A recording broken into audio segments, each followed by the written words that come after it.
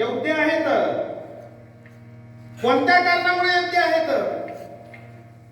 तर विष्णूच्या भक्तांना पाप आणि पुण्य यांची बाधाच या ठिकाणी होत नाही. पाप पुण्याच्या पलीकडे गेलेले, पाप पुण्यातीत असे भगवान विष्णू परमात्म्याचे भक्त आहेत. सुंदर आहेत, भक्त आहेत मान्य. यांच्याकडे झुंजारपणा, लढव्यापणा कशामुळे आला? जगद्गुरु तुकाराम महाराज अभंगाच्या दुसऱ्या चरणात सांगतात की गोविंदासने गोविंद शेनी गोविंद त्यामने बैसलासे. आम्ही दिवस रात्र दिन रजनी हाची धंदा गोविंदाची पवाडे. भगवान परमात्म्याच आम्ही दिवस रात्र काय केलेलं आहे? नामचिंतन केलेलं आहे.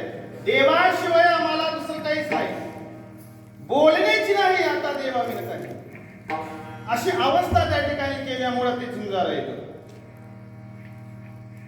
दिवस रात्र अंतकरणाच्या ठिकाणी केवळ आणि केवळ भगवान परमात्म्याचंच नाम, हे अंतर्वर्तीचे गुण या ठिकाणी सांगतात.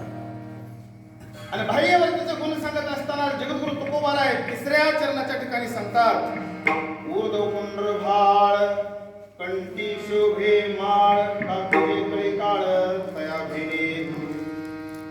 भगवान विष्णू परमात्म्याच्या भक्तांनी काय केलेलं आहे?